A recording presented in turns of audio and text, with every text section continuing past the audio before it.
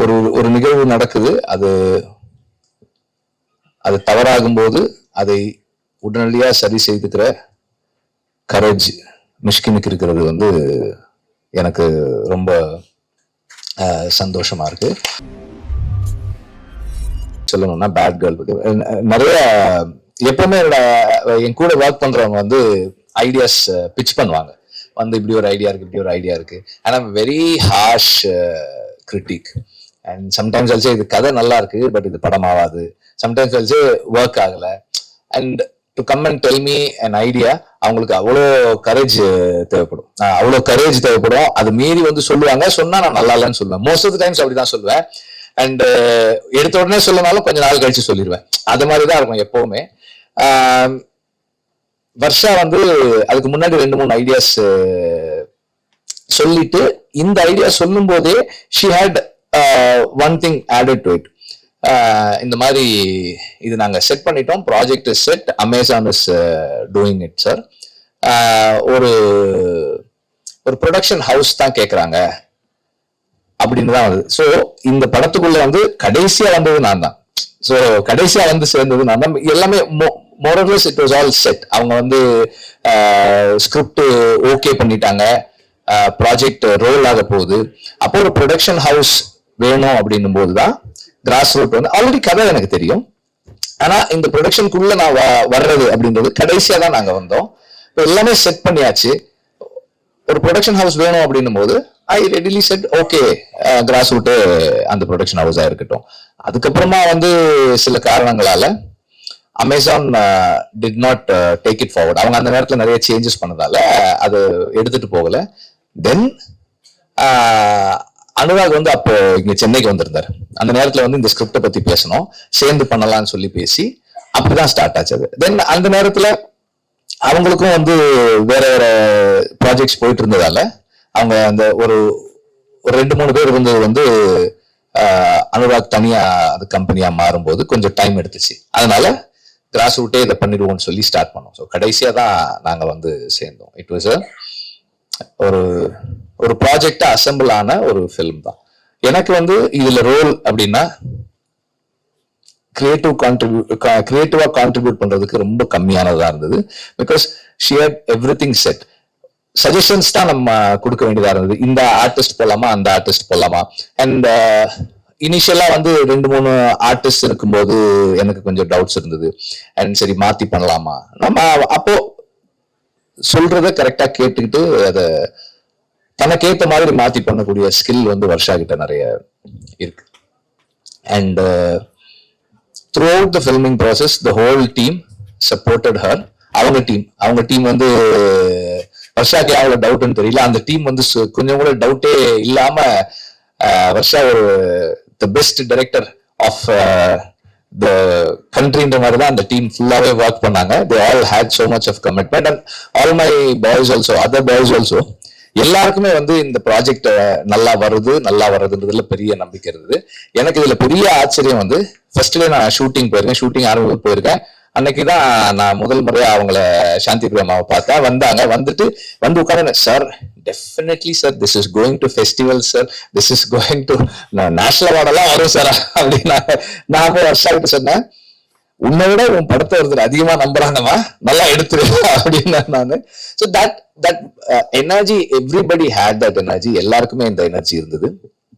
And இன்னைக்கு படம் பார்க்கும்போது வர்ஷா ப்ராமிஸ் பண்ணதை விட அதிகமாக தான் டெலிவர் பண்ணியிருக்காங்க. அந்த டீம் வந்து ரொம்ப நல்லா பண்ணியிருக்காங்க. அண்ட் ஐ திங்க் அதுக்கு காரணம் வந்து வர்ஷா எல்லாரோட சஜஷன்ஸையும் எடுத்துக்கிட்டு அதை சிந்தசைஸ் பண்ணி தன்னோடதா மாத்தி அதை டெலிவர் பண்றதுதான் இருக்குன்னு நினைக்கிறேன். நான் சொன்ன அந்த இன்னொரு ஃபர்ஸ்ட் வந்து மிஷ்கின் போன வாரத்துக்கு அப்புறம் வர்ற முதல் மேடை இது. அதுதான் நான் சொன்ன அந்த இன்னொரு ஃபர்ஸ்ட்.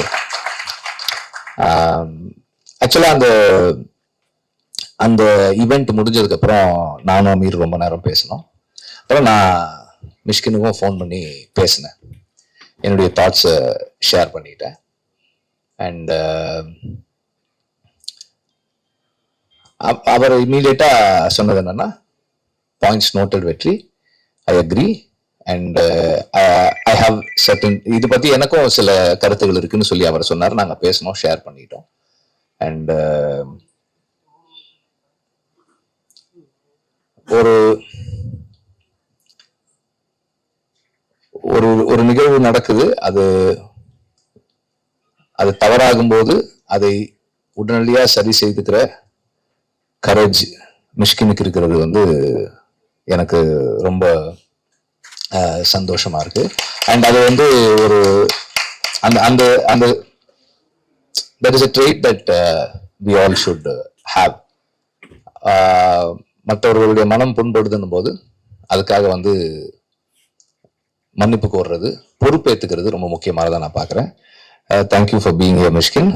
நீங்க இங்க வந்தது வந்து வர்ஷாவுக்கும் வர்ஷாவோட டீமுக்கும் ஒரு பெரிய ஊக்கம். அண்ட் இது கிராஸ் ரூட்டுக்கும் ஒரு பெரிய நீங்க வர்றதால ஒரு பெரிய ஈவெண்டா இருக்கு இது. தேங்க்யூ. அண்ட் டாப்ஸி வந்து சொன்னாங்க, அதுக்கு அவங்க இப்ப கிளம்பிட்டாங்க, பதில் சொல்ல முடியல. நான் எதுக்காக கூப்பிட்டேன்னா, எப்ப என்ன பார்த்தாலும் என்ன கேட்பாங்கன்னா, சார் ஏன் சார் வெறும் ஆம்பளைங்களை வச்சு ஏன் படம் எடுக்கிறீங்க? நீங்க உங்க படத்துல வந்து ஒரு லேடி, ஒரு ஃபீமேல் கேரக்டர், 2 ஃபீமேல் கேரக்டர் தானே இருக்கு, எப்பதான் நீங்க வச்சு எடுப்பீங்க? கேர்ள்ஸ் இல்லாம கேர்ள்ஸோட எப்ப படம் எடுப்பீங்க? நான் வந்து இந்த படம் பண்ணிட்டு இருக்கும்போது ஆக்சுவலா வந்து யூனிட்ல வந்து அந்த டைம்ல வந்து கேர்ள்ஸ் இல்ல. ஆடுகளம் பண்ணும்போது அசிஸ்டன்ட் டைரக்டர்ஸா வந்து பொண்ணுங்க யாருமே ஒர்க் பண்ணல. அதுக்கப்புறமா வந்து வர்ஷா ஜாயின் பண்ணப்போ ஒரு நாள் தாப்சி வந்திருந்தாங்க ஆபீஸ்க்கு. அப்ப நான் வர்ஷாவை கூப்பிட்டேன். வர்ஷா வந்து அங்க எங்கேயோ வெளியே போயிருந்தாங்க. நான் அப்ப கூப்பிட்டேன், ஆபீஸ்க்கு வாங்கம்மா. வந்த உடனே தாப்சிக்கு இன்ட்ரடியூஸ் பண்ணேன்.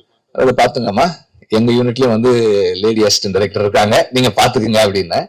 ஸோ அப்போது வந்து Taapsee also knew of Varsha. So அப்போ வர்ஷா ஒரு படம் பண்ணியிருக்காங்க, டைட்டில் பேட் கேர்ள், நீங்க டீசர் பாருங்கன்னு சொல்லி அவங்களுக்கு கொடுத்தேன். அதை பார்த்துட்டு ஷி இமீடியட்லி செட், சார் உடனே நான் வர்றேன் சார் அப்படின்னாங்க. வந்து இருந்துட்டு போனாங்க. ஸோ அதுக்காக தான் நான் அவங்களை கூப்பிட்டுருந்தேன், வேற எந்த ரீசனும் கிடையாது.